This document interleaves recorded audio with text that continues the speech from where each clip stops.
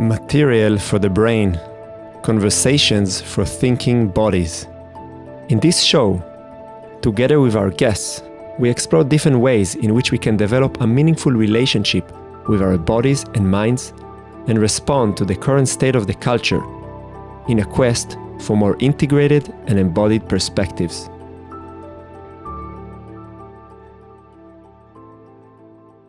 Hello and welcome to the 30th episode of Material for the Brain podcast.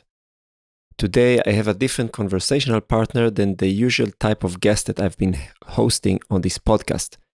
The guest for this episode is Gabriella Voss, who is a religious studies scholar with personal background in dance and theater, who is currently working on her PhD thesis in the University of Vienna. She is a strong advocate to the notion that there are profound and important insights to learn from contemporary dancers that can be understood as spiritual or even religious in nature.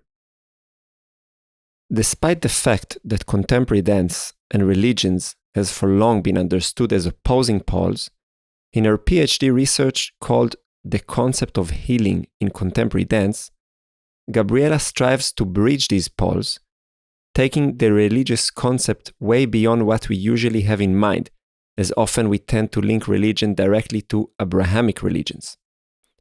Through her research, she wants to share with people who know little or nothing about dance how an embodied way of existence, with the openness, curiosity, and risk-taking that contemporary dancers often manifest, can indeed be seen as a starting point for a deeper search for meaning, self-responsibility, connection, and personal transformation. I got to know Gabriella quite recently. She have requested me to include our study group programs in her current research. I was immediately enthusiastic about this idea, as yet again this project carries the spirit of integration that I'm very fond of. Gabriella will be following our yearly programs, conducting interviews with our students and teachers, and this conversation is our first attempt to developing a discourse around her research together. I'm very excited to share it with you today, knowing also that we will have a few more rounds together as well. If you have any questions or ideas about it, please share it with us so we can include those in the next conversations. And if you have a personal relation to the topic and wish to share your story around contemporary dance and personal transformation, Gabriella will be more than grateful to listen to you and capture your story. So, without further ado, here is Gabriella Voss. Hey Gabriella, welcome to my Hello, podcast. How are you? I'm good. I'm a bit nervous, but it's okay. Yeah. I've spent quite some time actually listening to other podcasts of yours because I was bad with angina last week. So I was, actually happy to have the time having my husband taking care of the daughter while I was in bed, Hmm. listening to interesting stuff. So, Nice. I'm yeah. happy that you're curious about other episodes of my podcast. Oh, Uh, definitely. Yeah. yeah, I'm also a little bit nervous because I feel like inviting you to the podcast is already a certain step away from my comfort zone because of your academic background and the context of this conversation. So I think we are kind of on the same space, mental space to some degree. So yeah, where are you? What is going on with you? Last time we met in Vienna was I think a few weeks ago. Yeah, how are Yeah. you? What are you doing right now? Yeah, I'm trying to get structured, which is not my biggest quality in life, which makes me a very unusual academic because I'm not very structured at all. But I try to get into my writing and my official acceptance from university. So I have to do a presentation there. Yeah. Hmm. So this is the frame of the things, and otherwise I'm reading Yeah, I've been reading about Zen Buddhism and also this beginner's mind, and I'm reading also the about the neuroplasticity, and I'm also thinking a lot about what it means to be postmodern, and I'm mixing a lot of different things at the moment. Hmm. That's where I am. Yeah, in Hmm. Sweden, where it's raining snow for the moment. Where do you live It's in perfect. Sweden? I live in a city called Lund, which is very, very cute. Or I don't live in the city of Lund, but in a very old house from the middle of the 19th century, in the middle of nowhere, 25 minutes from Lund. So Okay, so it's, it's a more kind of countryside. yeah, this is a very old house. And we decided to go here because, yeah, my daughter is 6 years old and my parents also live here. So we thought it would be a perfect break from these COVID regulations that I wasn't sure how they would develop back in 2021. So Sweden felt very safe, being a country that always cares about the weak ones. That means children and animals, actually. Hmm. Animal rights in Sweden already in the 1800s, you could not beat your own horse without being punished. It's interesting. Really? So Wow. yeah, Yeah, so that's why we interesting. moved here. Yeah, really. Like, yeah, my father was he was an ethnographer, so no, sorry, ethnologist. So he was professor for this PhD study about domestic violence against animals. So that's why I happen to know it. Yeah. Yeah. And how is it there in the countryside in the winter? It's pretty dark, no? It's dark, it's dull, and that was the reason why I left Sweden when I was 19, I guess, because it's horrible. you know, good that I have a lot of reading because it's really like it's plus 3 minus 2, and it's like moving in this kind of soup for 3 4 months. Hmm. Yeah, Um, in this part of the country. But if you go another 15 hours by car, you will have minus 30, so it's going to be nicer. Maybe not for you, but for many people. So. no, I've been really influenced by certain um, book that I read by Ken Wilber and a certain model that he has about, let's say, kind of life and the different things that affect our experiences. And he talks a lot about the relation also between environment and behavior and cognition. And yeah, I'm super interested about that when it comes to kind of what I do around dance. But I'm sure that like there's a big effect. I mean, it's obvious, like you see it. I mean, since I moved from Israel and I'm exposed relatively much less to sun and warmth, there's, yeah, I'm becoming a bit of a different person, I think. And I cannot imagine myself living so much in the north. But I guess there's also some poetic, beautiful aspect of this kind of long white winter, no? Yeah, I mean, where I live, there is way less winter. I mean, way less than in Vienna. Okay, that would be a lie, but it's exactly the same. So Mm, I didn't enter that zone of the magic northern lights with the green, mm, amazing like witch craft sky. So mm, I'm just down in the south, but I come from Stockholm, so I come from the cold, and I always hated the cold. So it was, yeah, mm, one reason to move on. But sure, I mean, here it's something very interesting. It's like when the sun is coming. I told my husband, who's from Germany, I was like, you have to go outside, because you have these 2 hours of sun. Like you have to go and get them. And actually at school as well, it was like when the sun was coming, sometimes we stopped like doing whatever we did to go outside and continue with the class outside, mm. because you have to catch that moment. It's like your vitamins, right? So there is a big and deep, and I would say that is also very spiritual appreciation of nature for that fact that it's like dark. Yeah, maybe. It's fun. It's so funny because in Israel it's like the complete opposite. In the summer, like there's some hours that it's like you're not allowed to be outside because it's too hot, and you. So like we are trying to, you know, we are dealing with the opposite problem. But it's Gabriele, interesting. sorry, No, go it ahead. was just, I was, because you were saying it. I was thinking about my friends from, as you say, like how, because one aspect is of course like the culture, how it influences us. But then I was thinking about my Persian friends that come from the part of the world where you can only be active in the night, because for hundreds and hundreds of years you have to be active in the night because the days are just too hot. So it develops a completely different culture and completely different patterns of life. Yeah, so it's really cool. Yeah. I Sorry. mean, yeah, just this point is already like, if we were talking a little bit about, you mentioned postmodernism, and I think like a lot of, um, I think in a lot of postmodernistic thinking pattern, there is this assumption that everything is like kind of socially constructed. But I think like just the fact that, like what you're just saying is already kind of a big obvious point, that like many things are the result of, let's say, the natural world, just different climate, and you will develop a different culture. So it's already like not purely socially constructed. But interesting. Maybe we'll dive there later. Let's see. I would like to start, maybe if you could share with me and also with the audience that are listening a little bit your story, your relation with dance and academy, and what led you to enter the phase of the research that you are doing now, that has the context of how we met, that we will elaborate on it later. So that kind of start to bring us into your world.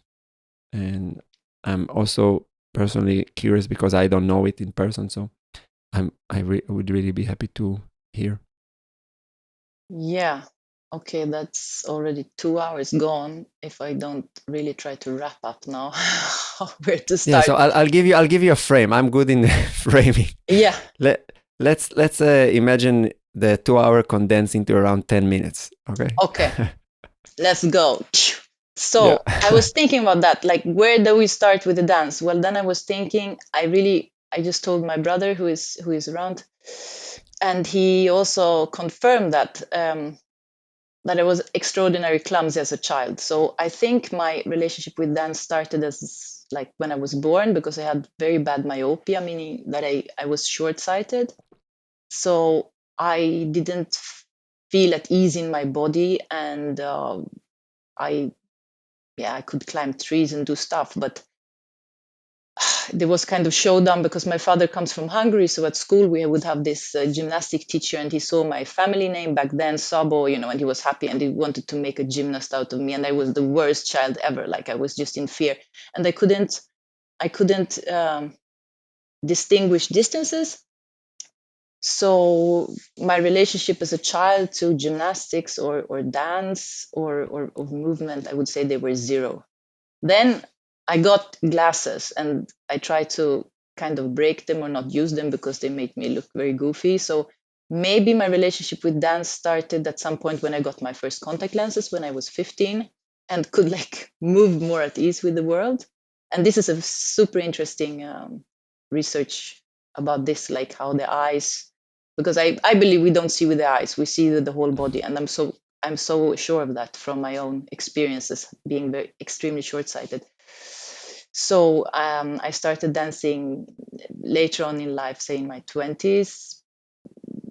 But then I realized that I couldn't dance and be at academia, be at university, because they were just two so opposing worlds that it was impossible to bridge that gap. And all my life I dreamt of bridging that gap somehow, and I think now I'm on that path. It took another 26 years to arrive there. From What pulled you into the 20. academic world? um, Was the fact that your father was also in academia, or? yeah, well, the thing is, I tried to run away from my country, which is Sweden, when I was 15. I was really like so sure I didn't belong there, or that was not the place for me. So considering the options I had, I couldn't run away from the country, but I could run away from society. So I ended up applying for a very difficult theater school, and I entered theater school, and I went to very hardcore theater experiences my teenagehood, where I also lost my period for about 3 years out of stress. And then actually I was not very fit for academia after this, like non-grounded theater experience. But nevertheless, I was very interested in all this cultural differences, and I think university, I mean, somehow it was just conceived that something you do. I think in Sweden, at least every third person would study. I mean, it belongs to your life, as you have the opportunity to do it. So I studying ethnology, just like my father, but in Austria, in Germany, in German, sorry, which I didn't speak back then, so it made it even more complicated. And yeah, I always had a shaky relationship between this, on the one hand, artistic interest, and I always played theater on the side and trying to use, because that was the interesting thing with it's called European ethnology. It was that they accepted different approaches. Like you could make an exhibition instead of writing a master thesis, or you could Really? actually make a theater play instead of a master thesis. But so that was the interest for me, like how to bridge, instead of going for theater to academia, but from academia to theater, like how can you bridge that? And it was many inspiring things. So my master thesis in a way was also kind of tryouts with interview work and artwork to do something, which was, well, not that successful, but yeah, I finished my degree. Hmm. And then I took off to Asia, and I lived in China, and I lived in South Korea. And when I came back, I realized, wow, Chinese language is quite fantastic, and I wanted to write a book about my experiences. But then I was like, I need another layer to that, so I wanted to learn Chinese. So I started studying again and did another master's degree in East Asian studies, where I ended up in spending quite a lot of time in Indonesia and Malaysia with the Chinese cultural heritage in these countries. And my supervisor back then, he happened to become professor in religious studies, and he said, "Oh, don't you want to write a PhD in religious studies?" And I literally fell off the chair. Like, I have nothing to do with religion. No, no. So this proposal, but I trust this guy, and he's a great thinker, and he's a super great martial artist, and he's just an amazing person. So if he trusts me to write a PhD, which is a craziest thing to do, like anyone knowing me would say, like, this is just complete crazy, then I trust him, and that's why I accepted this proposal in this yeah, under these circumstances. So it was not because I'm not a person who project plans, but I hope that life will bring me somewhere. Yeah. So that's how I ended up with this. Yeah, I mean, I think that to some degree, every person who would look back on their life story would see that there is a certain tension between like planning and improvising, and I think certain people are more attracted to the idea that they can control things, and certain people are more attracted to this kind of this mystery of life. But I think it's yeah, there's a good bit, there's a mix of both. And so we kind of arrived to the present moment, no, that you're Yeah, are currently doing your PhD in the University of Vienna. right. And can you start kind of outlining a little bit what have you done so far in relation to religious studies and dance, kind of your previous works, and then we can kind of elaborate why, and but just kind of that we know a bit what has been done so far, and then we talk about what is the future plans. Yes. So religious studies, crazily enough, has not engaged in dance globally seen ever. So from a religious studies perspective, there is little to zero work on dance. Of course, there is academic work on dance from dance studies, even in philosophy, in the theater studies, in media studies. But from the religious studies perspective, there is no research. There is some research from like so-called practitioner scholars, meaning people who are dancing, and then later on, like your beautiful interview with Nita Little. She also is a dancer who, from dance, then adds on a different layer that can lead, for example, partly into religion. So considering that, it's like it's quite something to take on this task. But knowing with my previous experience with dance and also with my ethnological background, with the interviews and interests in this whole thing, I felt that this could be actually that bridge that I was dreaming of building many years ago, because now I have the prerequisite that I have danced a lot myself. I also have my background in theater, and I also have my background with interviews, different interview techniques and so on. So I thought, I could try to open up this field, you could say it like this. So at first I looked at Indonesia. It was an idea that I had because I had been doing research in Indonesia. It's very interesting dance-wise as a country.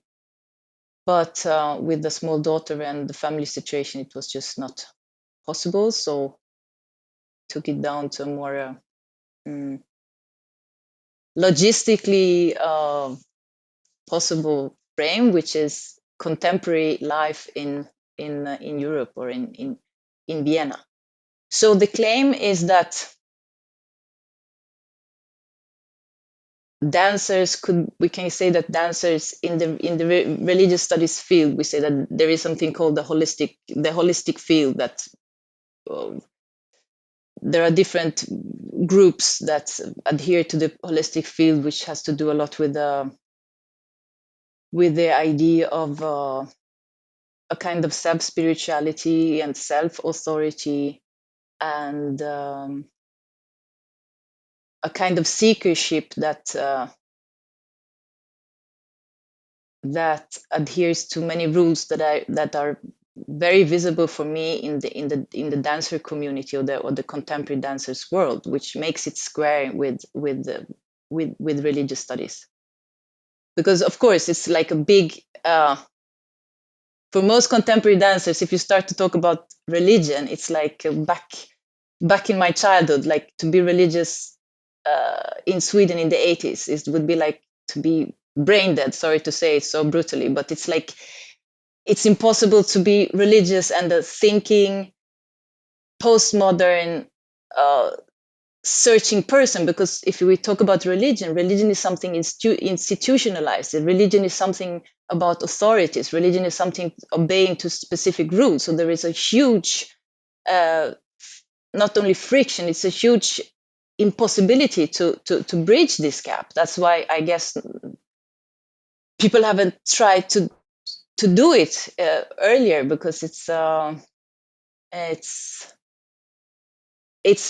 if we so everything boils down to the conception of religion, right? So what does religion mean? And we have to define this somehow to make it possible to understand how perfectly contemporary dances square for religious studies. Because for me, if we talk about contemporary religion and everything that has to do with religion, from my point of view, is that religion is the seeking for a higher aim, a seeking for a community, a seeking for a connection to something that is beyond ourselves. And I think that all dancers, especially the dancers, not all dancers, but all the dancers coming to you are having this urge, this aspiration, or this hope, or this pain to gain this connection to the world on levels that are yet not there. Could you help me a little bit to understand more the context of religious studies? Like, what would be kind of big questions or themes that are being explored within that field?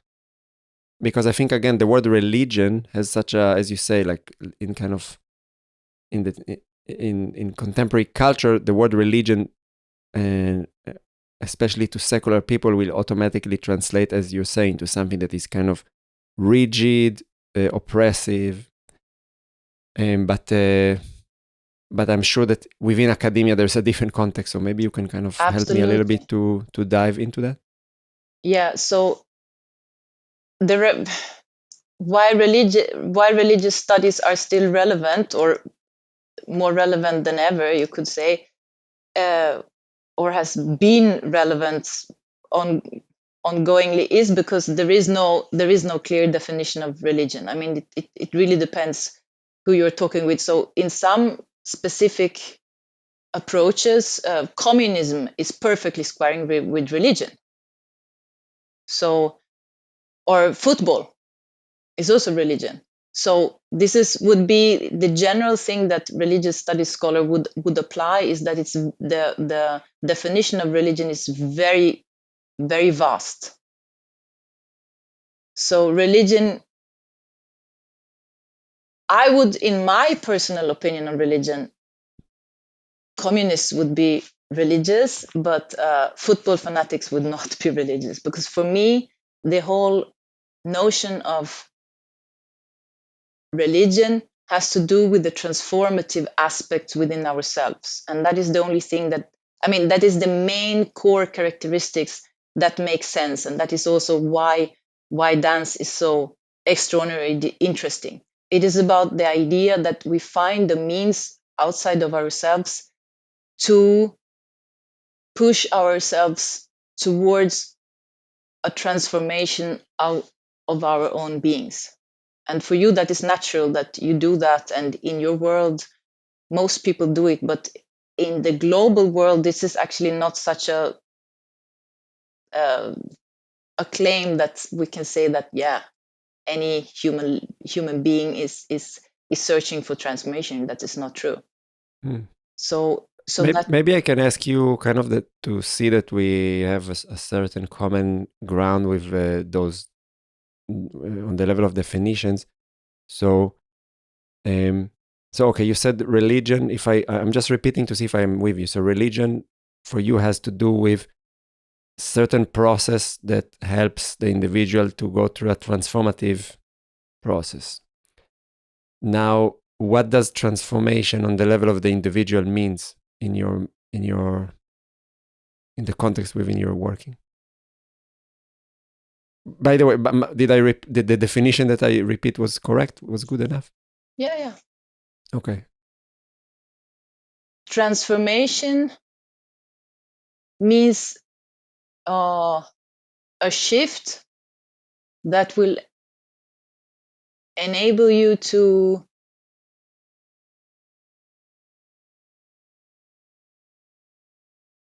see, perceive, and sense the world differently, that you can really see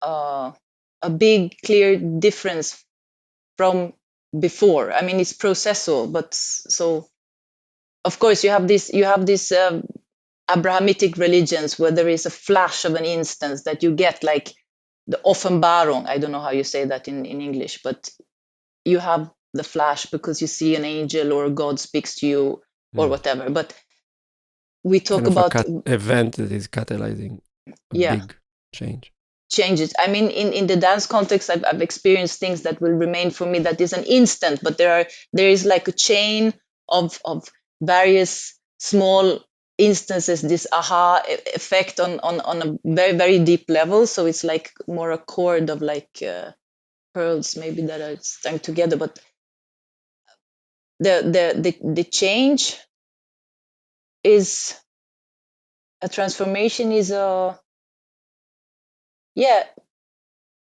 change in how you perceive life. Would you agree on that? No, I think it's a good enough definition. It's interesting. I think that, like, what I would also maybe add to it, that it's a process of accumulation. So it's not so much a process of it's a process of accumulation and integration, at least in how I understand it. So, for example, let's say if I really, let's say, I'm completely in love in the color red, and then I change my perception, and now I'm in love in the color blue, and red is just awful, and I have nothing to do with red anymore. That would be for me like not of a complete yet transformation, let's say, but like the moment that I can also have some of my previous perspective, and that I can contextualize it to myself, and also keep switching between those when it's necessary, then I would say that that would be let's say more of a complete transformation. But maybe it's also because I'm really now focusing on integration. That's one of the reasons I really wanted to have this conversation with you, because I think that what you're trying to do, it's super interesting for me because of the attempt to integrate things that are seemingly apart, but have a lot to do with one another. I have another question that I want to kind of, because you open up, because you just started to mention it. So if religion is that kind of a process that helps us transform, then what would be like, how would you understand religious experiences? Because you mentioned, like, for example, like, okay, that communism as a phenomena would be a religion. Football fanatics wouldn't be. Yeah, that's my. Yeah, of course. That's my. Your perspective.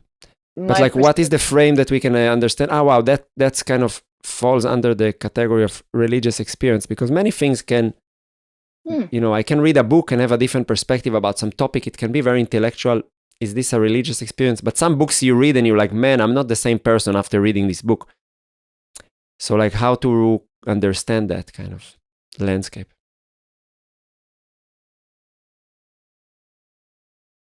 For me, when I think about dance, and when we talk about my aspiration now to include dance into this holistic field, as dance as something extraordinary, an extraordinary important means in contemporary society for a lot of people to work on this self-transformation, which I believe for many people is a reason to dance. I mean, there is joy, there is also beauty of the form, there is the whole trauma work. There are so many different aspects of why we're dancing. But the religious experience is to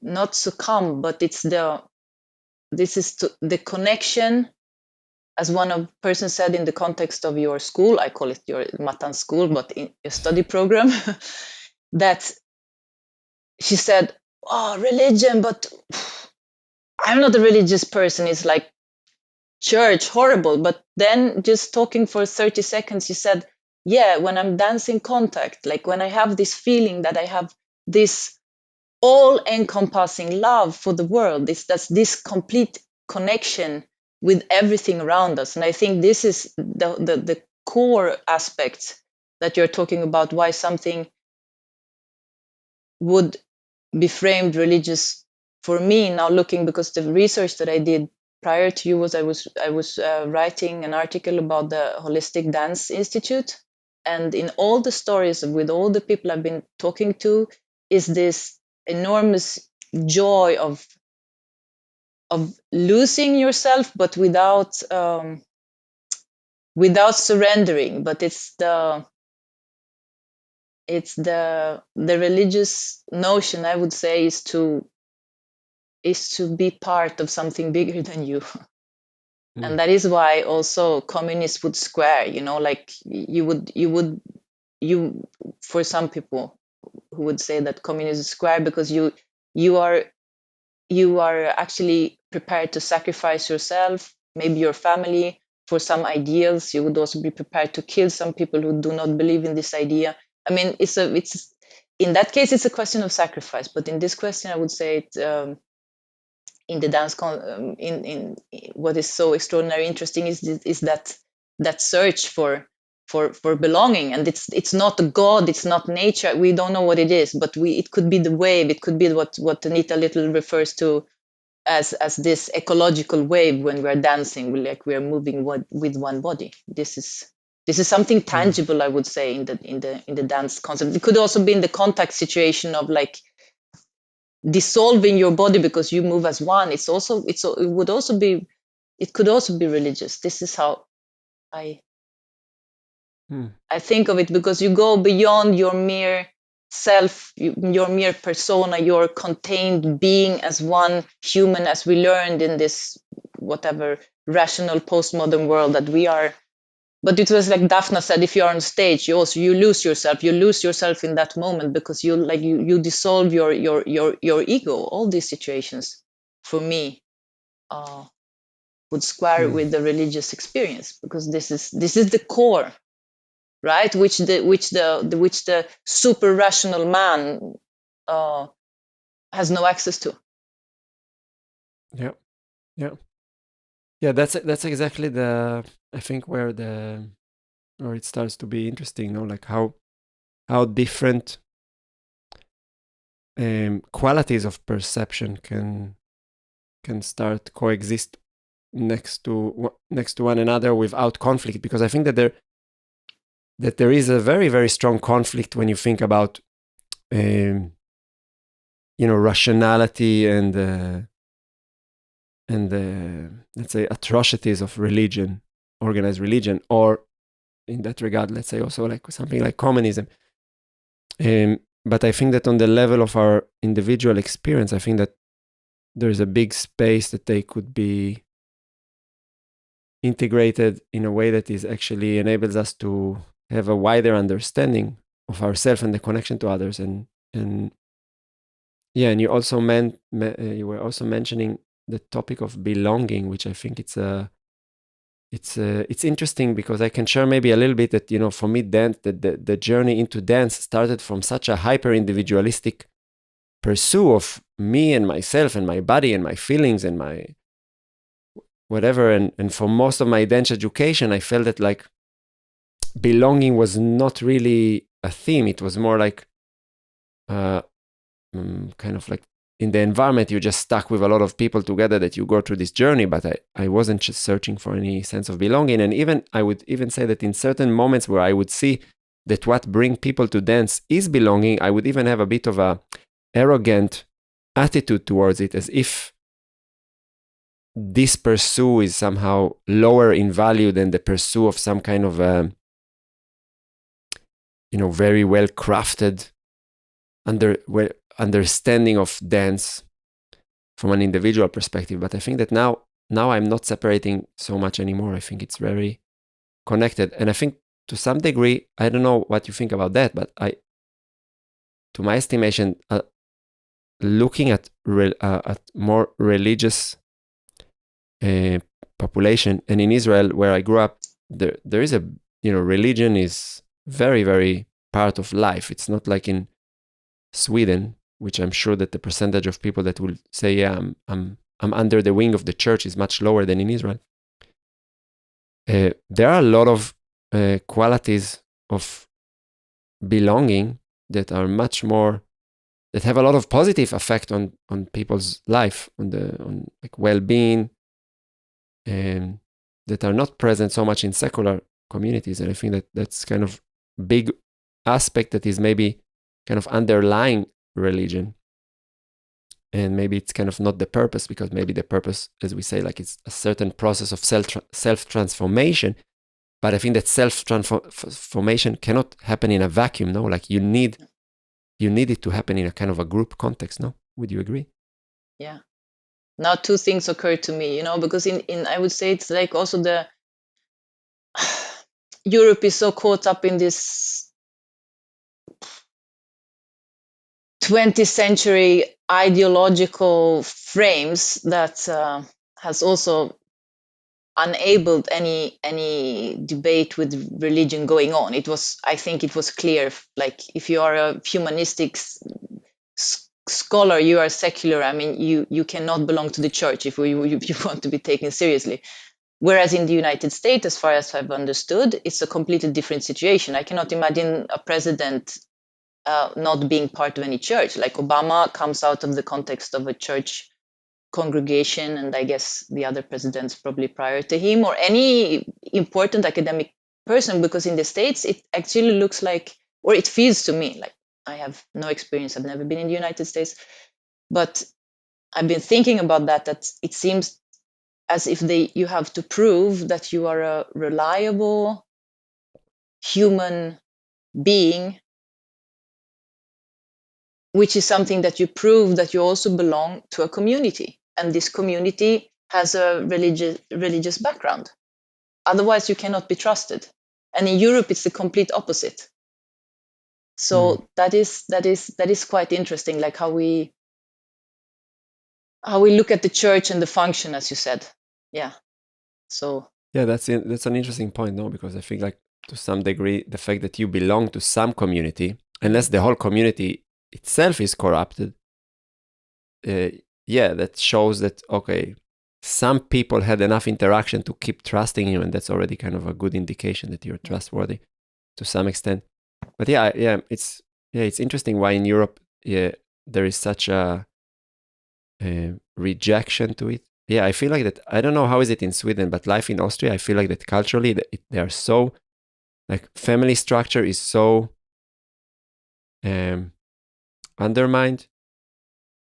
And maybe that's also have to do, like, I mean, if you go a little bit more south in Italy, for example, people are more religious, and and also, like, family is much more important. And then people are really stuck in this very hyper individualistic, hyper postmodern approach to life. And I don't think that that's a good answer. I think that it makes people very isolated from one another. yeah. Just the idea that, that everything is relative to your perspective already means that you will never be able to be fully understood by anybody, because, like, you're stuck in your own framework. And yeah, that's kind of maybe that, I don't know if that's something that also kind of interests you within this frame. Like, what does it has to do not only with the individual, but on the kind of greater context? Yeah, I mean, there are so many things I could say. Like, okay, your question about Sweden and religious communities, I don't know. I have no data on that, but I could imagine. I have a little bit of data because they did research, and that proved that Scandinavia was the least religious part of Europe, according to this research. Albania was probably less, but I would say, like, in my childhood, there was no religious person around, and everybody who would claim to be religious would be regarded as just plain retard. I mean, it would have been impossible. That is in the 80s and the 90s in Sweden. And still, Sweden is kind of family centered. So the Austrian situation is quite peculiar, I think, in this respect, to be, especially the city, as you say, this hyper individuality. And I don't know a single Austrian person, sorry to say, that doesn't have problems with his family. Like, I haven't met a single one. It's like it belongs to it. Like, you can just not speak to all your parents and all your brothers and sisters. This is just too much. So that's different. But to come back to our more specific situation, that was the reason why I said, because you made an interview with Sabine Patza, and that was very nice to listen to. And then I got inspired to see who you are and what you're doing, and for me to do a research about you. That was exactly for that reason, that you were focusing on this community building, and it was very, very strong in your approach, and also to break down this general tendency within the dance world of competition, but to invite cooperation and all these aspects that you underline with the self responsibility and the and this supportiveness, and the character building, because your program, as I see it, is a character building program as much as it is a dance education, and it's an open experimental format in a way. So the community building for me is key. Now we don't know how this community will prolong or survive outside of the study group. It's another question that is still to be seen. But for me, this the community and connectedness is definitely key, because we have a lot of self spirituality, and you could say like spiritual tourists or weekend trippers and stuff. I mean, there are many different spiritual settings where people can just dive in and get a little whatever treats for the weekend of some new ideas. But as you say, then there also the integration is missing, and also this a dedication to stay with specific people for a longer period of time. So yeah.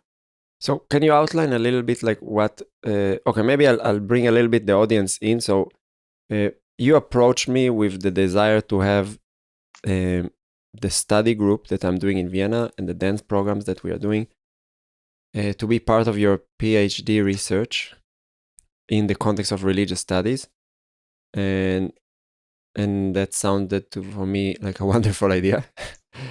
And then here we are, and could you kind of outline a little bit, let's say, the framework of your research, and what are you aiming after, or if it can be even detailed on the level of what is the hypothesis that you're trying to explore, and we can continue from there.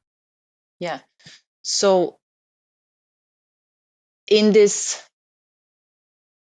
a way, we could say that the aim is to show that the dancers and the dance communities are part of this wider holistic field, because it adheres to these same rules, which is indicative is this seekership, like people search through dance for a way to transform themselves, to change, to overcome, to take care of, as I said, it could be many different aspects. It can be the character building, and so this is the bigger frame which makes it square with religious studies, because it's one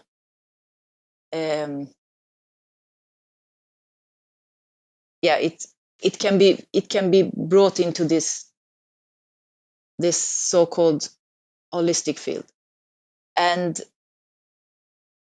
what I want to do is, since nobody outlined who is dancing, where is dance taking place, and nobody tries to study this, because it's also very volatile. People like to study institutions that are set for 10 years, 20 years, 100 years, Bodhidharma, Krishna, I don't know what kind of center that has been standing there in Vienna for 200 years. I mean, it's easy to research that, but to research dance, which is connected to living human people, human bodies who have human biographies moving in space, which is very much the dancer's reality, it's quite volatile, right? So we don't know how many people are dancing in Vienna, how many people are. We can see Feldenkrais data. Okay, we can find out, which is very interesting, that there are 400 Feldenkrais practitioners in Austria, and in Denmark there are only 6. It's interesting. Like, what is that? Do they have some little equivalence? Do they have their own Danish institute? Is it or is it just that they have less Jewish guilt in Denmark? Could be, but I think it's also that Protestant body, I think that was just a joke. Yeah. I mean, sorry, but you also couldn't do this podcast if you wouldn't be Israeli. Now we're talking about that topic, because you could never have that ability not to be caught up in this ideological frames. I mean, Yeah, okay. I'm for sure it plays a role. Yeah. Um, But and let's jump back to the question. So, I think it's more that the Protestant body of the Scandinavians is like, even somebody confirmed this to me because she told me a story. Like she was working with professional dancers in Stockholm, and she was with Feldenkrais, and she was inviting them to leave their bodies and like dissolve the bodies. And afterwards, they said, "This is violent. We cannot do this."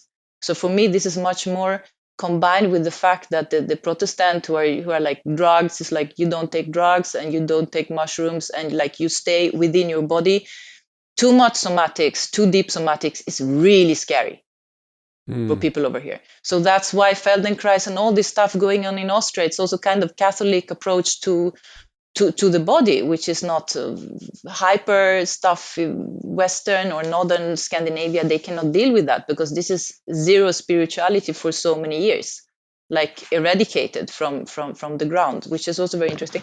But to come back to the thing, yes, I try to, first of all, my research tries to see what is the dance scene, which is quite complex itself. Like we have no data on the dance scene, like how many people are dancing. I claim that there are so many people dancing, but actually I don't have data. I can only find data on, for example, somatic work or embodied work. So this is the first layer to say, look, for contemporary society, if we say that religious studies is dealing with people who are searching for something on a spiritual level, how can dance not be included? This is crazy. Dance is so relevant for contemporary life, and dance is the only source, in my opinion, working with the body, that we can actually save this disaster situation of our contemporary culture, because this is the only tool we have where we can go not to lose our humanity. So this is the first layer, but yeah. And inside this layer, what I want to do is to prove on using the dancers and their biographies to prove my claim that dance is a transformative practice that is aiming for something higher than merely going on stage and showing your swinging beautiful legs, because this is what most people think that dance is still about. I mean, these academics, they have no, or people in general. I tried for 1 hour to explain to my friends here what I'm doing in Sweden, and they're like, what is it, African dance? I'm like, no, I'm blah, blah. But they still haven't heard about people dancing without dancing for an audience on a stage, proving some kind of beautiful skills for a choreography. Many people still even don't know this. Many people don't know what dance is, what dance can be. So to start somewhere, my idea was to, since I'm dancing myself, I can also introduce my own inner perspective, which I did in my first article, which I cannot do in the next one on you. But the idea was that I dance, I have my perspective, I collect the histories of other people who are dancing. So it's a very phenomenological work to show how is this integrated and how is this part of our contemporary culture, and why is this extraordinary important to have a look at, because it's key. It's key for to me. It's key for our culture at this point to do this research. We know everything. We know from the science. We know from the plasticity of the brain. We know the embodiment of all structures. We know that we don't learn with the brain, but with the body. There is so much research on this, and this has to also be merged together. So there are many different layers. But my approach was, instead of just having a theoretical work, to integrate the people who are actually dancing to tell their story, because this is also the religious studies perspective, to work phenomenologically, which means to work with the material which is there, with interviews, with text, with drawings, and telling the story, where I can say, look, here we can see clearly this transformative aspects and what an extraordinary change it has done to the people who are dancing, the fact that they are dancing. Yeah. Very interesting. No, I was thinking like first that like there is a very big problem with contemporary dance that I'm, as somebody who wants to teach contemporary dance, I'm immediately confronted with that problem, is that it doesn't have any clear form anymore. No, so like as you said, like most people who are not coming from contemporary dance have this preconceived idea that a certain dance has a certain look, and then people will ask like, so what is contemporary dance? So it's a little bit like a ballet. No, so wait, is it a little bit like hip hop? What, like trying to get a certain physical form that they can say, okay, this form, this is the dance. And I think that in contemporary dance sense, it's the dance of the day, and you always ask yourself, why should I dance today? As kind of a meta question. There is a certain freedom, which maybe is kind of the result of, let's say, the first generation of postmodern dancers, that you can include whatever movement you want within your dance. So everything could be a dance. And then it leaves the practitioner with a question that is more internal than external. It's like, when do I feel myself dancing, rather than what do I need to do in order to dance? And that's kind of a question that is fundamentally, I would say, like postmodern in its nature. And I think that where I have resistance to that notion is, and maybe kind of, I don't know if that's, what would you think about it? Because I think that's kind of relates to your topic of the notion that dance could be transformative, is that despite the fact that the individual is confronted with that kind of problem or question or theme of like, when do I experience myself dancing? On a pedagogical level, if that's the case, you're left with no direction at all as a teacher. Then what should I teach? Like, because it's so individual and everybody can just do different things in order to get to the point where they feel themselves dancing. So then you have no starting point. And what you're bringing up with the religious studies question, I feel like that it's something that kind of asks a little bit, or is flirting with some ideas that are maybe more modern in their nature, like kind of universal principles, like the dance has some kind of an innate ability to help us in that. And I think that that's exactly what I'm also searching. Like, what are the universal things I can share with my students that are beyond our subjective experiences, that maybe we do experience them subjectively, but they are there. And for me, like, that's the fact that dance is interacting directly with the physical world, brings it away from the realm of ideas. Like you're in a room and you can feel gravity. So maybe your experience is subjective, but you feel something that everybody is affected like in the same manner. And and what I would say is like, okay, you can play on the level of ideas that gravity doesn't exist, and it's all maybe just kind of the science is just a social construct. But I've never seen a person jumping that doesn't land on the ground. So there is a certain tension there, and I think that that's for me a bit of a direction within contemporary dance, because I think that if you don't exclude, if you exclude this individual layer, then the transformative thing becomes quite tyrannical. No, it's like you have to do this and that, and only then you get transformation. Like, and that's kind of maybe what the image that people have towards religion. No, if you wanna get to heaven, you have to do this and these steps, and then they kind of you don't count as an individual at all, and that's quite. Well, I can understand the repulsion from that idea very much. And then we can jump into martial art. I think it fits in a way, the martial art at least that I've experienced, because I also wanted to include to my research, because I found it so nice that the Shaolin Kung Fu temple in the 5th district, they are going to very holy place to practice for 9 days in June, in May. And I also wanted to include it to my work, to work on like the notion of chi. And then my professor was like, what is this? You know, actually, it was only me wanting to train kung fu for 9 days. You know, like I really like that idea.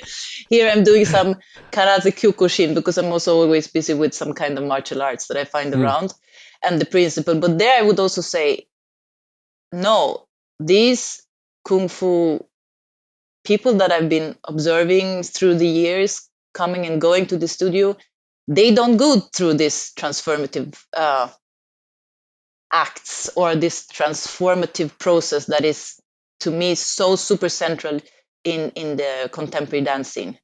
Although they practice martial arts, although they create something, but it's a completely different layer because that layer is actually non-existent, because these are also, for a variety of reasons, that would not happen. But there will be changes, but I don't feel that happening. I don't see that happening. And yeah, I would have to do research to clearly not just work with my intuition, but to see that I'm right on that subject. I mean, on that hypothesis. But this is also because it's something.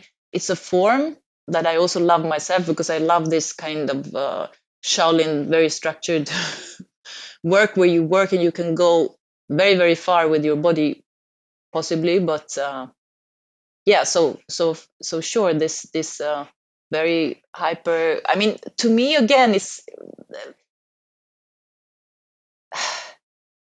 as you say, we are all individuals. We have our individual. So for me, that is the searching for the essence, which is again not postmodern, but you need this very personal space to for sure for a transformative process, because otherwise it's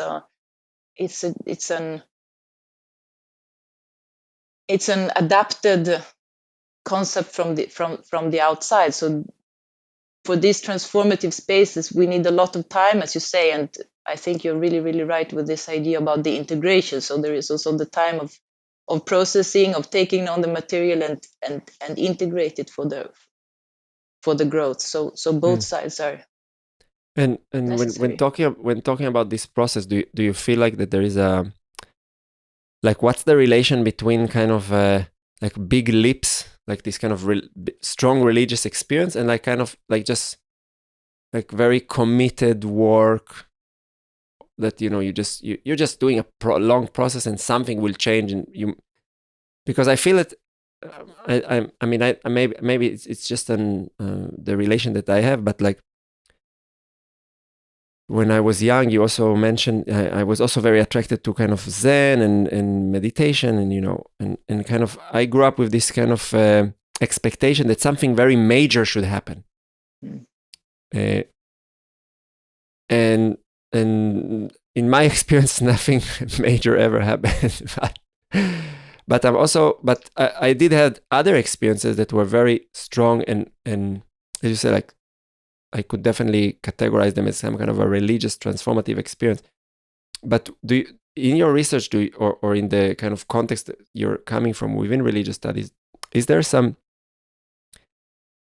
uh, interest to understand the relation between the two? Because, as you said, like on one hand, sometimes we need to experience something major that will do something for us, but it also needs to be integrated, and that kind of entails a certain process. But if a process is never bringing you to some kind of peak experience, would it still be transformative? Or I don't know, what's your thought about that? If you enjoyed the conversation so far and found it meaningful, please consider to share the episode with others and to click the like button. These small actions might seem meaningless, but they are the fuel that helps the podcast project to move forward. Your attention and time is highly valued, and we would love to hear more about the insights you might have from listening to this episode.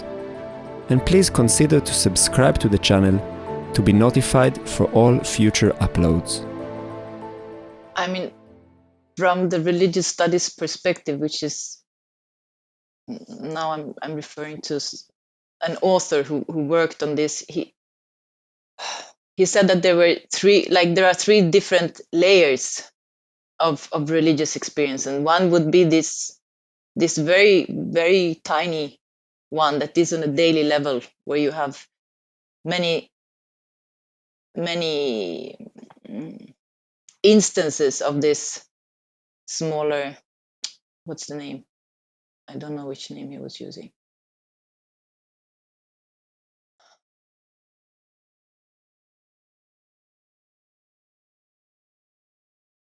It's not transformation, but it's smaller units of out of the ordinary consciousness, we could say. And we have these moments in every day, and then we could call it transcendences, like on one lower level, and then on one middle level, and on one higher level. And he means that already on this lower level, that we cognitively, that we can actually if we want to focus on that, we can point out to these small ones every day. But so in the religious studies, you can you have a justification for that, if you want to say. But for me, I don't know. I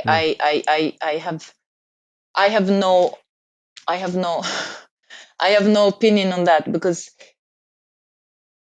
I just see and I just sense that dancers, that people who work with dance in this way that I've seen, where I see this transformative process, like in holistic dance, or with the play fight, or with you, or in CI, or in different forms, are incredibly smart.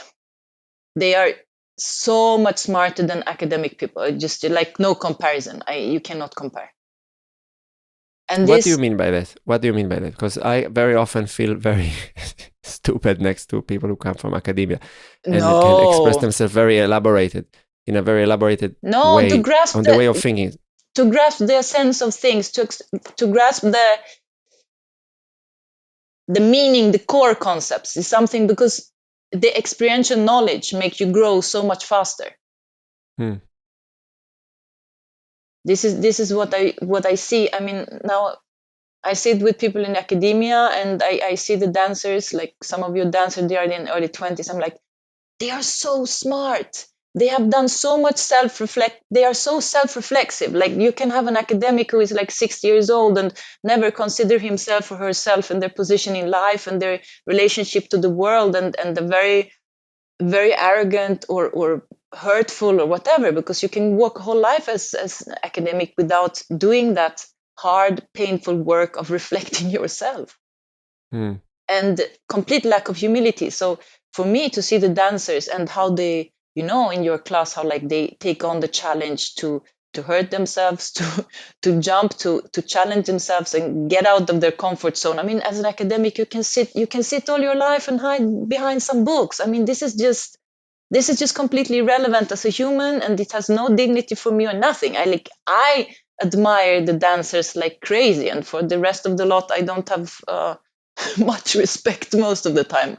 That's how I see it, and that's how I feel it. And this is the thing, like in the mid-20s, what I about these transformative things, like I need to look at it for some time, and then maybe I can find an answer to your questions. But I've just started looking and collecting the stories that people are telling me, and that people are writing me, and I see like huge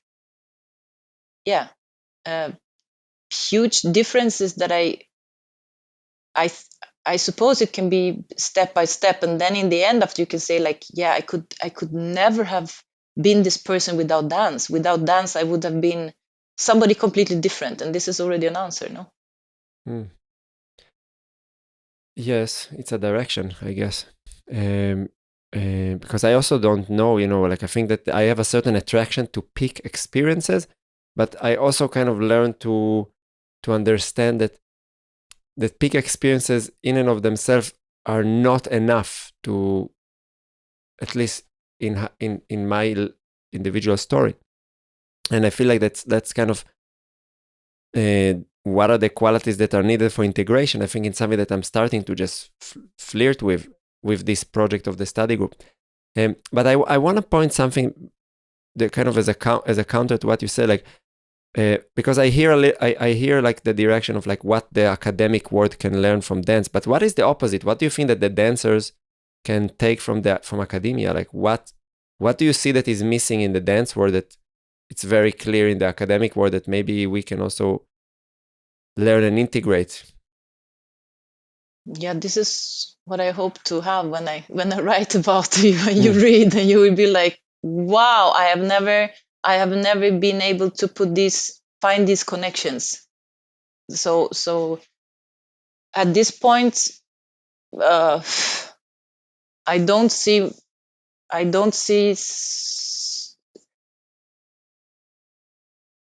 so much, because I mean, what academic world is putting structures, putting frames, and maybe through these structures we can learn something. But I don't know if that is relevant unless you are very you have this theoretical interest. If a dancer, let's say, like if your students really need to know this outcome for their experience in as dancers, I don't know, because me personally, I never wanted to write about dance. For me, it was like until like 4 years ago, like I would dance and I would never like to read anything about dance. This was like pure experience. I wasn't that far yet. So that far, I wasn't, I don't want to say that it's better or worse, but that is my personal thing, that when I was dancing, I had no need for that. But yeah, so But it you don't depends if feel, you're. but you don't feel that on the individual level, the fact that you have this background and like relatively high developed cognitive ability with, because when you need to write, you also need to, you're confronting with thinking. So you don't feel that that's like kind of helping, or like maybe what I'm trying to ask, like what's the relation between cognition and experience? No, I don't know. No, but the question is, like, if you ask if for whom it's helpful, if it helps you in your dance process is one question, or if it helps you maybe for your dance educational program, that is possible. But for the dancing to put words, I think later on, but not in the beginning, because I really believe that this experiential knowledge is beautiful, like the first step, and then that it's kind of necessary as a first step before you start putting layers of ideas, exactly. This is my approach to, that is my approach to life. And now I see that, like, you do a lot of technical things, and I'm like, it's highly valuable, but I need to find myself and feel myself first. And once I feel myself and feel something, it's like, we also with the choreographies, like I was dancing quite a lot in the Tanzkvartier, and with Batsheva, like it was the only time I could feel something, and then I could dance the choreography. But if I didn't feel it, but that's my personal because I think too much of theoretical work can I'm a bit naive on this, but it can also kill the inspiration to go there and feel, because I believe that dance should be from the felt, like the felt spot and the imagination. This is my personal starting point. But to answer your question, what the dance can learn from academia, definitely there has to be something, because otherwise I completely failed. Like, right? This is the bridge I want to construct. And from my first paper, I have my friends who were reading, who are dancers, and they were quite happy because they learned something new.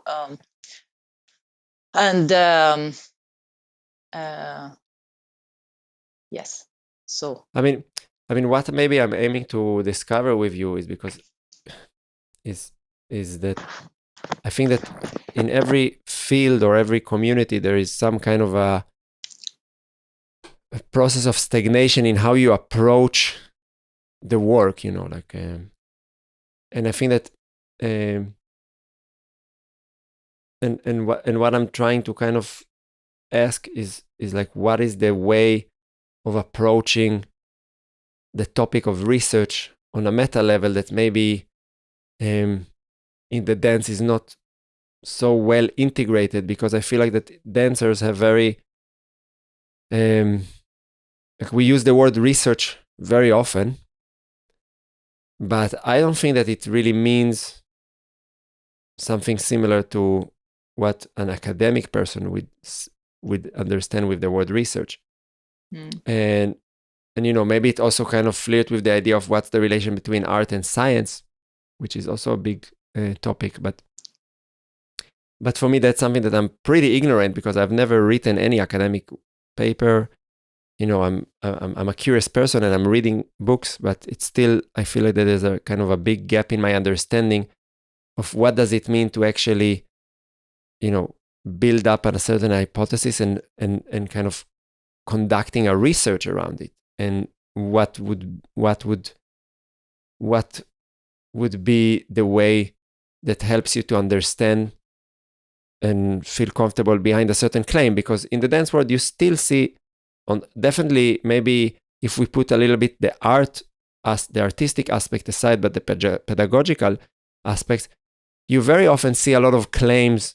And maybe I will not exclude myself. For sure, I've done it, and maybe I also sometimes do it, of like kind of objective claims about, yeah, that's the way to do this, or like, but like, I don't think that we really know how to research on that level. So that it's kind of, it all renders eventually into, kind of putting your hands in the air and say like, yeah, but it's just in my experience. Maybe you have a different experience. That you can always say it in a dance class and excuse yourself for whatever you say.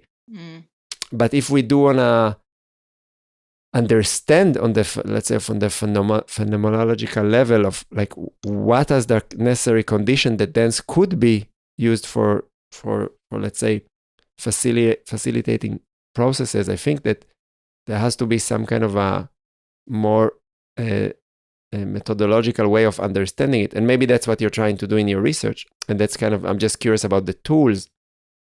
Maybe you can share a little bit, like, what's your like methodology, or like, what are the tools that you're going to use in your research?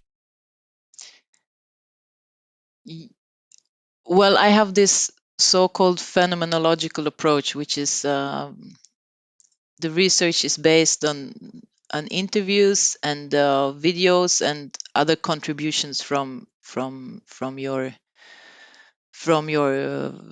dancers.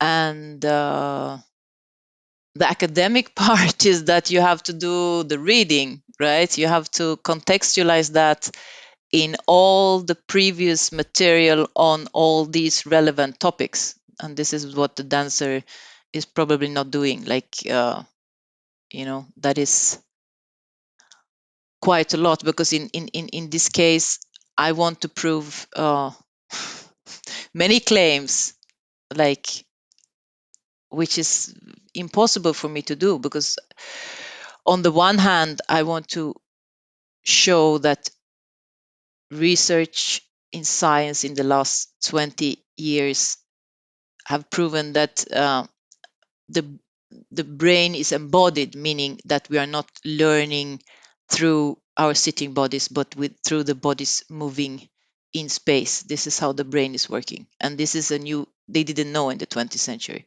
So that is one field. Then we have the whole field of somatics. Then we have the whole religious aspect. So I have to do this huge amount of reading that I synthesize into something very specific, in which I place these research data, which are normally quite limited. I mean, people would also write a paper visiting your class only once, So often there is so much, the reading is like 95%, and then the actually conducted research will be 5%, And in the dance context, it's going to be the other way around. You're gonna dance and have your ideas. That's going to be 96%, and then it's like 4% of reading because you find some random book that like probably gets to the same conclusion as you. So academia is to do that reading and knowing what has previously been researched on this material, and that is the basic. So often it's maybe you are not adding so much new, maybe you're just adding just very small ideas. That's why academia is sometimes so disappointing, because to make your claim you have to stand on this very solid grounds that people have already done, and you just add small new, like very small specific things on top of that. So my research is simple in that way, that what I do is that, not in your case, but in the other case studies, I dance myself and I use my experiences of the dance and I include it into the text. And I also use the materials of other students, of other dancers, and built on that claim. It's like here we can see clearly transformative aspects with the notion of healing, because the notion of healing is also one key word, because it's about healing. It could be healing of physical, but often the healing is a spiritual process. It's a psychological process. There is something we are working on when we do this integrational work, right? It's to be a whole human being.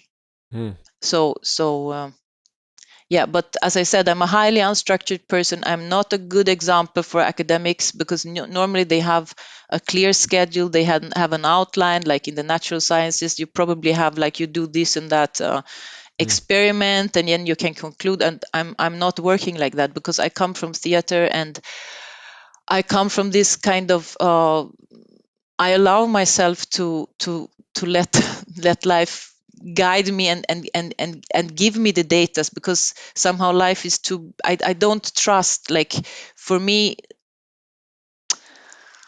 I should do that, but I cannot do that. I cannot say this is what I need, this is where I'm going, because I don't know where I'm going. It's like your students, they are all personalities, they all have their styles. I cannot say I want ta ta ta. No, they give me what they want, they give me what they can, they share with me what they feel like sharing, and I'm grateful, and I try to comment on that. I try to go with them, I try to support them. This is like we go together. So I respect their integrity, and it's about sharing. So I only want to share when I feel that for him or her, this process of sharing is something valuable, is something that reinforces something. And writing about their experiences for this specific students of yours gives him, like, or her, this aspect of, wow, I experienced something, like putting words into this, then we can discuss these words, then I can go somewhere. So I go with every person completely individually.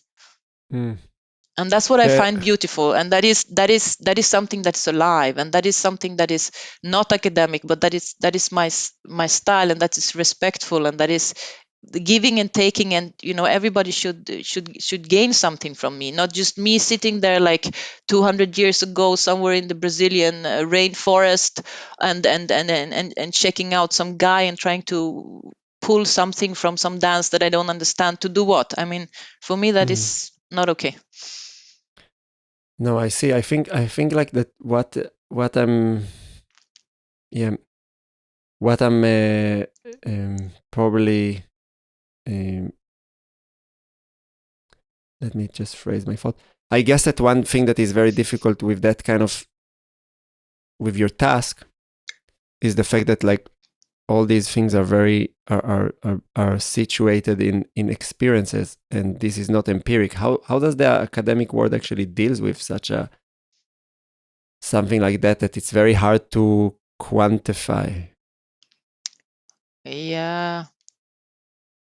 What did I hear in your other podcast about the shoulders of the giant? I mean, normally, um, in the like in ethnology, this would be highly acceptable, and in the religious studies, this will only work if I have, if it's if it's integrated to something,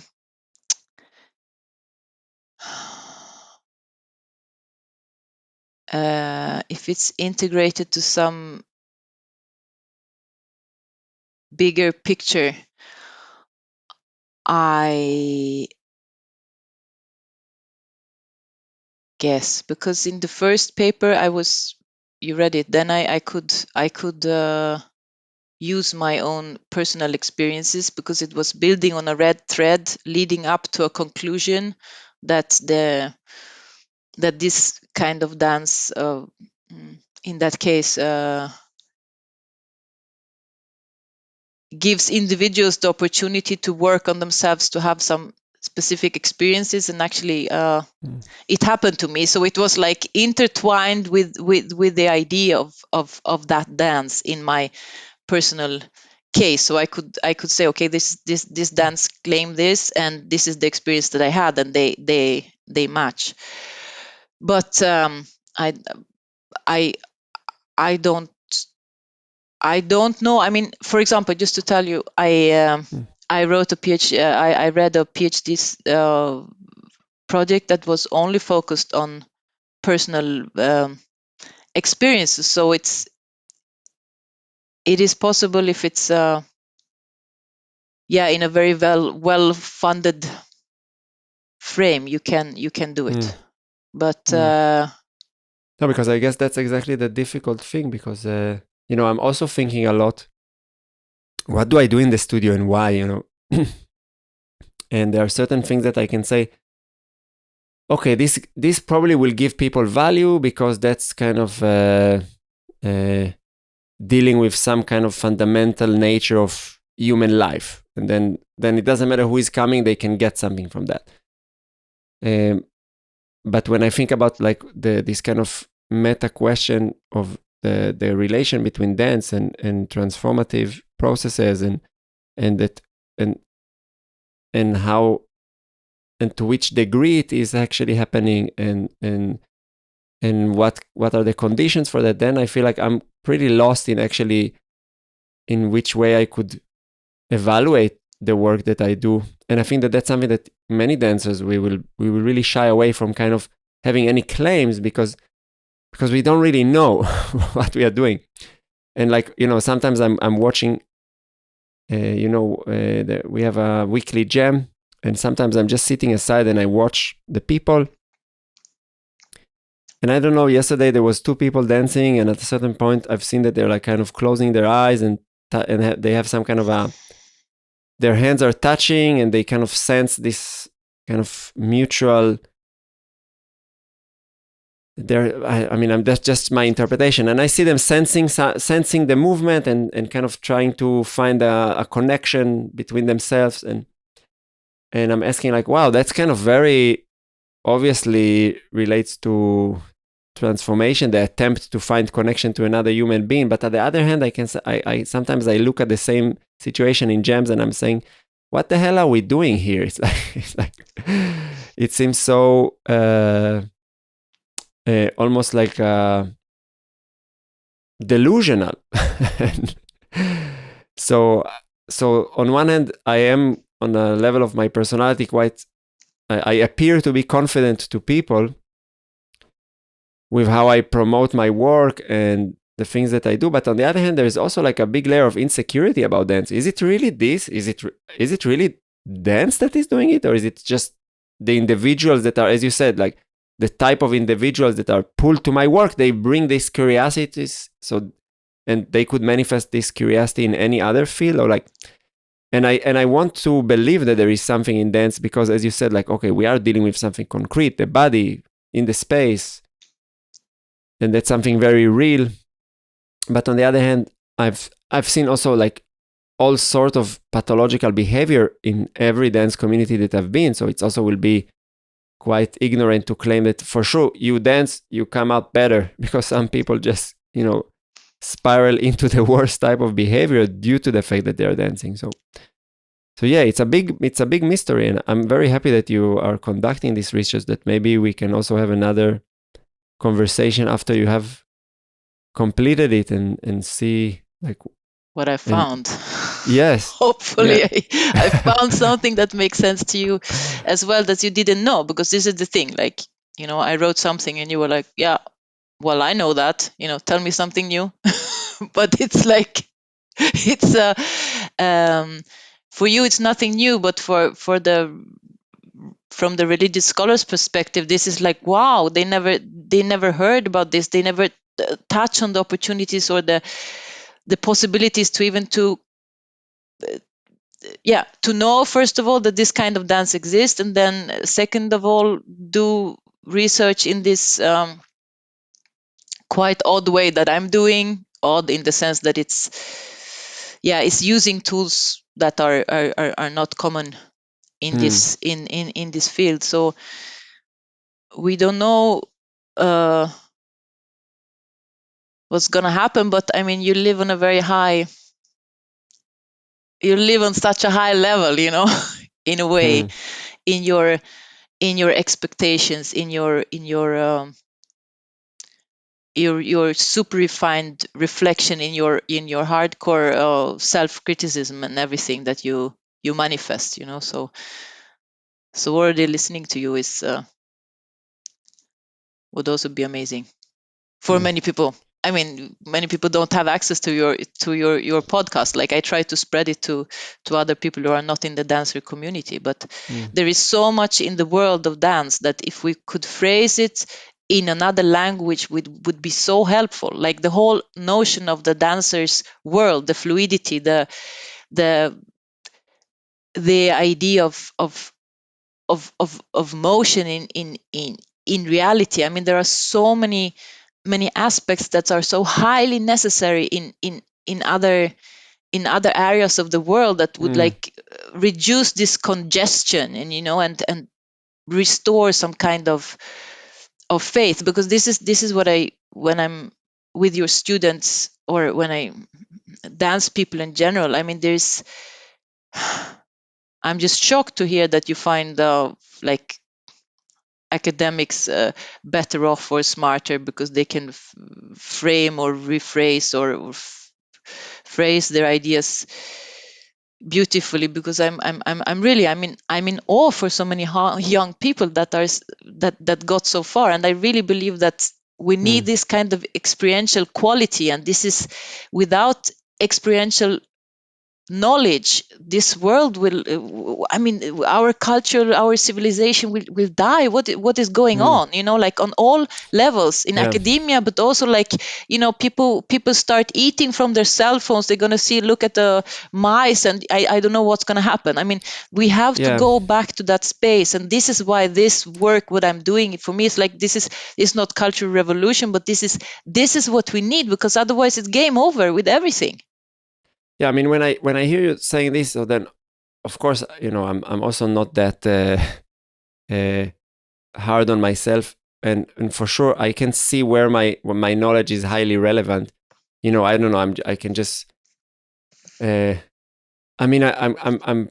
There is certain things that I think I will be better equipped to deal with because of my body knowledge. I don't know if I, I've been observing my breath. I've been sensing my body. I know how to read its signals. So for sure, like in certain catastrophical situation, I don't know, I can have a curious mind. Like, I can share maybe some example. I know, like I was like I've been dealing with a certain specific repetitive thing that would happen to me when I would be in a certain dream state, that I would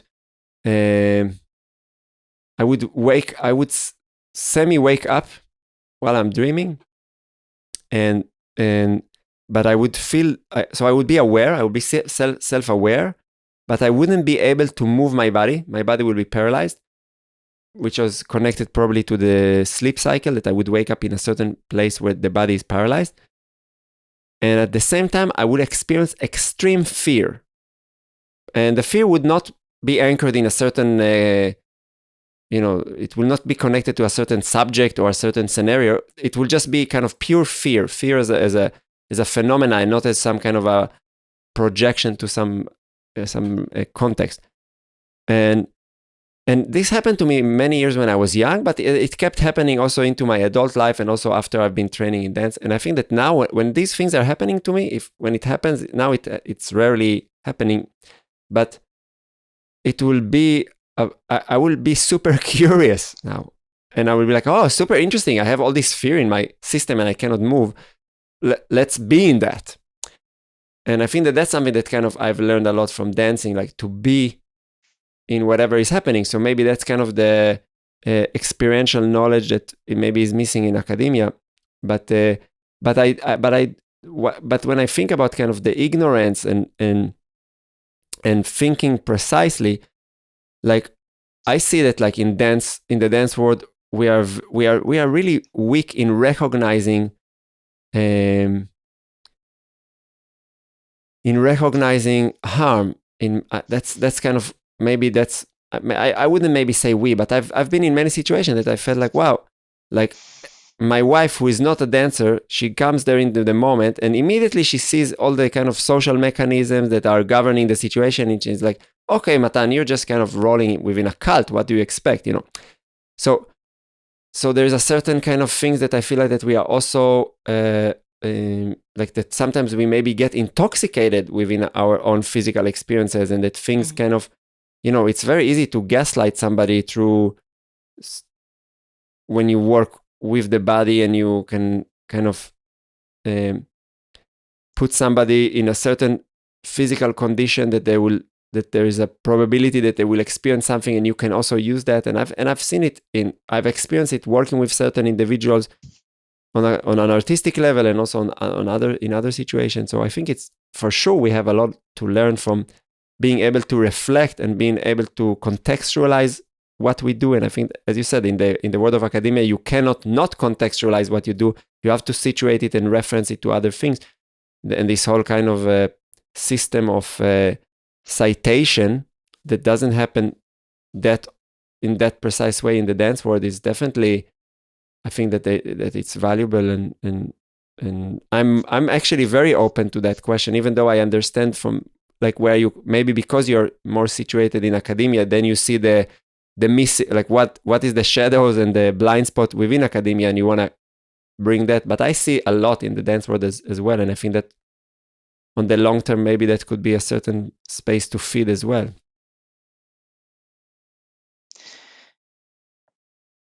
Yes. It wasn't a question, really. I mean, yeah, I maybe I just admire dancers too much. I just because I see it, like you see me in the class. Maybe it also comes from my childhood, but like somebody is doing something that is like physically kind of challenging. I'm like, I just, I just admire this physical work, because I so much believe that the physical work with the body and the challenge and the courage to take on the challenges on a physical level is extraordinarily important. And most people, we don't know on a percentage, but I would say 98% of all humans in the world actually they opt out of this option because it's so strenuous and it's so stressful, and it does something to your so-called nervous system that we don't do, and we cannot control the situation, so they just don't do it. And this is why I think that the dancers move on so fast when they are younger. And that body intelligence, and the body intelligence also translates into other intelligence in the sense of grasping the sense of things, which many academics will never do because they are busy with some details, or they are busy with proving how smart they are, or they are busy with hierarchies. And as a dancer, you can not opt out of that, because you learn this instantly through your physical work. So I am sure that the science has already proven that this is the way we work, and that intelligence comes from the body. And this is also, that is my perspective, and that is also my because I wasn't courageous enough to do it myself, Yeah, but I also think that within it there is a certain distinction that I find that is maybe interesting to point, that I think that it has a lot to do with function, because I would say, like, that the type of perception and kind of reflective relationship with the body mind that contemporary dancers have, or in certain places around contemporary dance, I would say that it comes a lot with the fact that function has been eradicated. Because, I don't know, when you think about ballet, you have a certain goal. It's very clear what's the goal, how things should be, and then you're just pursuing it, and then you don't have to ask those questions. And same thing with sports. Like, okay, you have an objective aim, and I think that with the moment when you eradicate the aim, then those questions comes. And I think that I heard there is actually one guy from, I think he's Swedish, Rasmus Ulme, who's a dancer, who's also the director of I think it's called the Danish School for Contemporary Dance. He's the director, and he wrote once a paper that was called Functionality Without Function, like what happens for physical practice that are losing their function. And like you can see it a lot in, like, let's say, a traditional martial art where you train movement with a sword, and that could be a spiritual practice. But I don't know, imagine, like, what would be the context to practice this movement when people actually killed one another with sword? It would be a very different thing, like maybe it would be hard to romanticize, like, that you're in kind of Tai Chi movie playing with a sword when you know that maybe tomorrow you actually have to kill somebody with that sword. So, and I think that that's something that definitely happens in contemporary dance, that we don't have a clear function, and then we are confronted with asking constantly, like, why, and then these whys do initiate things that are beyond the physicality, maybe. And yeah. But Gabriele, before we've been talking for an hour and 40 minutes, and before we wrap it up, I want to say that I'm super thankful for you initiating this connection and jumping into the unknown on many levels with this. And I'm super happy that you had also the time to jump to the podcast. I hope you are also benefiting from that experience, and that it will feed your research. Yeah, certainly. The question in the end of the day is this authenticity question, which also is part of what you were talking about, because this is my question. Like, as a dancer, are you searching for something authentic? Because this is highly problematic, no, if I think about what you just said. Because why is it on an aesthetic level? Is it on the compositional level? Is it on the intellectual level of, like, conceptual ideas? Or do I first of all try to find some kind of honesty in my body with what I want to present? And I think if that is all blurred in all this why question, I would kill myself, like, as a contemporary dancer. This sounds for me like just too much. Like, I would have to stick with one idea. So I know, like, okay, first of all, the why is this my authentic self, however that is, however I go that path? Or am I going for, or do you try to merge all this quality at once with the why questions? Because that is would be too much for me. And talking about authenticity, it's here I am, and I'm like, can anybody ever listen to all this I was saying, that is also my authentic idea in this very moment. And yeah, the claim still is to be authentic, because that's the most beautiful thing we have. And that's also one other thing that, looking at you, is also one huge word within all this, is the vulnerability and the beauty of vulnerability, if it's not like a self-victimization. And I find that also extremely interesting. I mean, we didn't touch upon even 1% of all the things that could have been said in this space. Yeah, so it's true. I'm trying to do something. And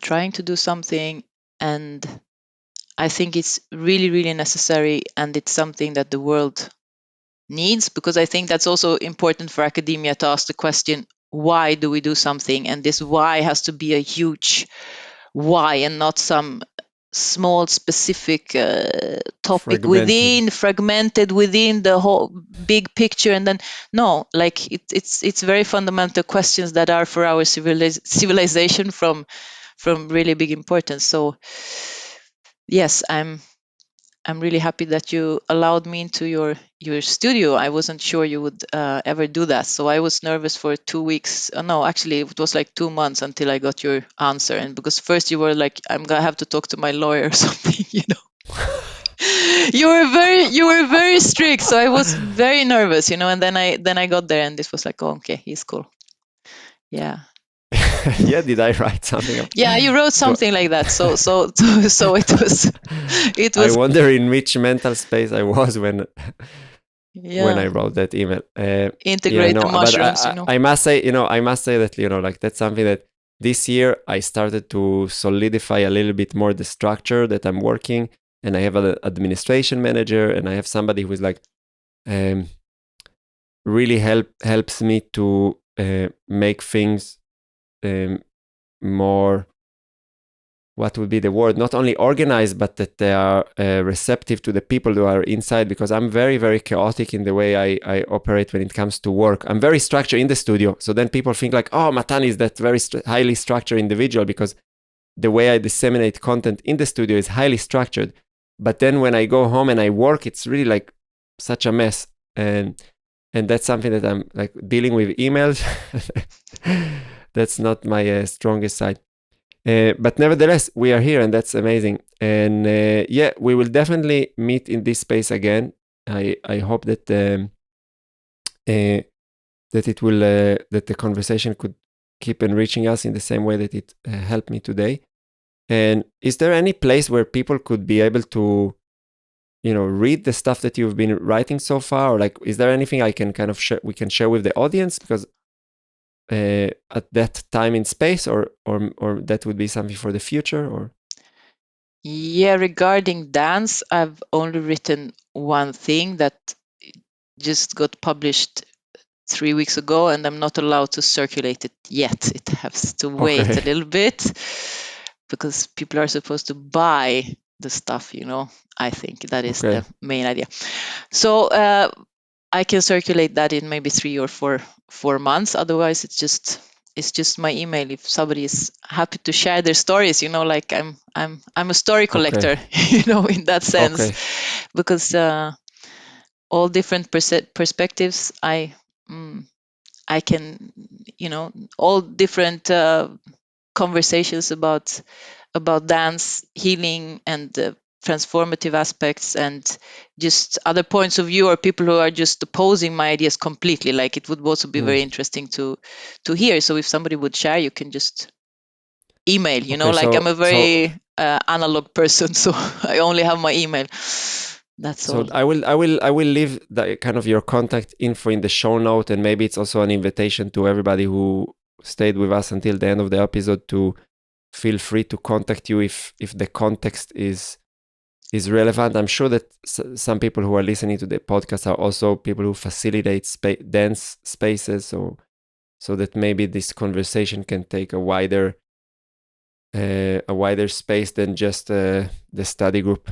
So Gabriella, again, thank you very much for the time. It's been a pleasure. And you can already expect the next time we sit here. Thank you very much. Thank you.